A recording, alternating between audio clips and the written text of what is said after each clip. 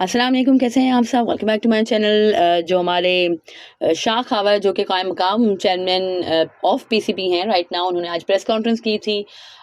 Literally मुझे बिल्कुल भी खैर उनकी प्रेस कॉन्फ्रेंस सुनने का दिल नहीं हुआ, बट या ऊपर ऊपर से है कि मैंने सुनी उनकी प्रेस कॉन्फ्रेंस, जिसका लबाब यही था कि भाई उन्होंने कहा कि मैं एज सून एज पॉसिबल कोई चेयरमैन वो इलेक्ट करेंगे, इलेक्शन करवाएंगे एंड इलेक्ट किया जाएगा चेयरमैन। एंड है कि मोहम्मद हफीज़ से मुलाकात के हवाले से उनसे पूछा गया, पता नहीं क्यों खुद थोड़े से गायब दिमाग मुझे तो लगे, थोड़ा नींद में लगे। थ्रू आउट उनके प्रेस कॉन्फ्रेंस में उनका चेहरा मुझे तो एक ही मतलब एक ही एक्सप्रेशन दे रहा था।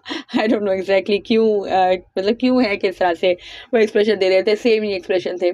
सो खैर coming back to the press conference के मेन पॉइंट क्या था उस प्रेस कॉन्फ्रेंस का, तो ये था कि भाई उनसे पूछा गया कि मोहम्मद हफीज़ साहब की मुलाकात हुई एंड ऑल, ही सेड कि कोई प्लान है और मुलाकात नहीं थी, वो वहाँ पे आए हुए थे एंड उन्होंने मुझसे रिक्वेस्ट किया कि भाई मुलाकात की रिक्वेस्ट की, सो आई एक्सेप्ट। एंड उन्होंने है कि बात की और जो भी खैर ब्रीफ किया, जो ऑस्ट्रेलिया एंड न्यूजीलैंड में जो टीम की परफॉर्मेंस थी उस हवाले से ब्रीफ किया मुझे। एंड फिर पूछा गया कि भाई लीग क्रिकेट की तरफ ध्यान था एंड और इस तरह की बातें चल रही हैं मीडिया में। सो ही सेड कि हाँ इस तरह का है, असल में ये हुआ कि भाई पहले से ऐसा कुछ नहीं था, मतलब जो कॉन्ट्रैक्टेड प्लेयर्स थे उनके सेंट्रल कॉन्ट्रैक्ट में ये नहीं था कि वो पीएसएल के अलावा जस्ट 2 लीग्स ही खेल के सकेंगे। दैट्स 5 प्लेयर्स के कॉन्ट्रैक्ट्स हो गए थे एंड ऑल, तो इस वजह से है कि उनको उनकी है कि अवेलेबल वहाँ पे होना था।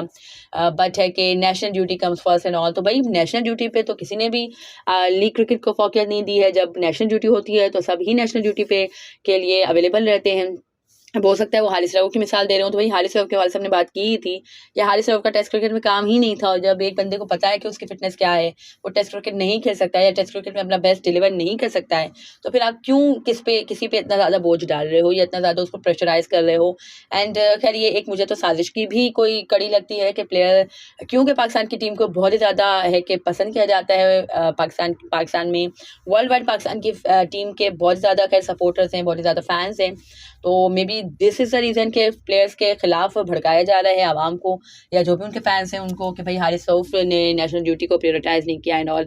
बट और आज आपके जो कायम मकाम चेयरमैन है वो भी इस तरह से कह के बात करें, अगर तो खुदा ना खासा इस तरह की कोई बात होती भी है तो भी वो पब्लिकली नहीं की जाती। बट जब से ये मैनेजमेंट आई है हमने देखा ये है कि चाहे वो वहाब रियाज हों, चाहे वो मोहम्मद हफीज़ हों, चाहे वो कोई भी हो, वो प्लेयर पे ही सारा ब्लेम डाल रहे हैं। और उनको पता ही है कि भाई प्लेयर पावर बहुत ही मजबूत है, या है कि प्लेयर्स को बहुत ज़्यादा सपोर्ट मिलता है आवाम की तरफ से। May be this is the reason कि वो उनको डिफेम करना चाहते हैं और मुझे तो खैर यही लगता है। आपको क्या लगता है मुझे कमेंट सेक्शन में बताइएगा।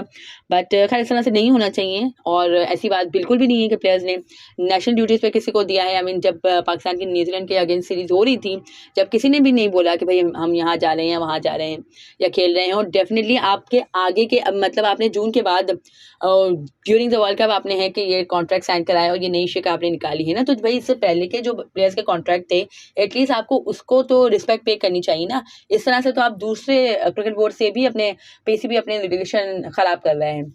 आई डोंट थिंक ऐसा होना चाहिए। अगर आपने ये कॉन्ट्रैक्ट साइन करवाया है और इससे पहले की डेफिनेटली उनके हुए हुए थे कॉन्ट्रैक्ट्स, तो उनको चांस मिलना चाहिए। उनको चांस क्या मतलब उनको वहाँ पे जाना चाहिए एंड खेलना चाहिए, अपना जो कॉन्ट्रैक्ट है उसको कंप्लीट करना चाहिए। आगे के लिए आप है कि कर सकते हो कि भाई अब है कि मजीद आपको 2 लीग्स के अलावा साइन नहीं करने, और अगर इसके बाद प्लेयर्स करते हैं तो फिर है कि आप वो कल्प्रिट हैं, या फिर आप उन पर बात कर सकते हो या उनको ये बोल सकते हो कि आपने नेशनल ड्यूटी पे, अव्वल तो नेशनल ड्यूटी पे किसी ने भी लीग को प्रायोरिटाइज नहीं किया है। अगर वो हारिस रऊफ के वाले से मिसाल दे रहे हैं तो भाई हम सबको लगता है, जो भी खैर क्रिकेट को फॉलो करता है उसको यही लगता है कि भाई हारिस रऊफ का टेस्ट क्रिकेट में काम नहीं था।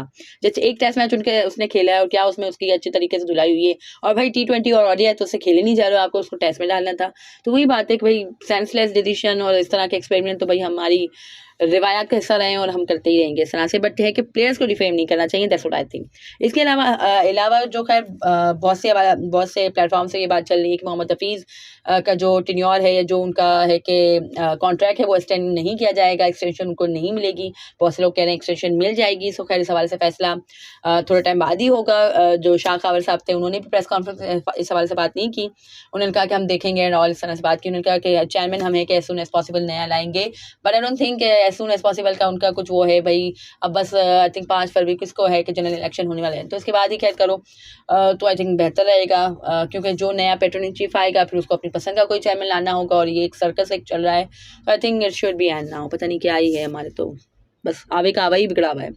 और खैर that was it from this video. अगर आपको मेरी ये वीडियो पसंद आई हो तो लाइक कीजिए, और अगर आप मेरी बातों से एग्री करते हो रिगार्ड जो भी खैर हमने नेशनल ड्यूटीज़ पे जो फोकस दी जा रही है, लीग क्रिकेट को इस हवाले से इल्ज़ाम लग रहे हैं प्लेयर्स पे, तो आपके इस हवाले से क्या मौक़िफ़ है मुझे कमेंट सेक्शन में ज़रूर बताइएगा। And do subscribe to my channel for more such content. अल्लाह हाफ़िज़।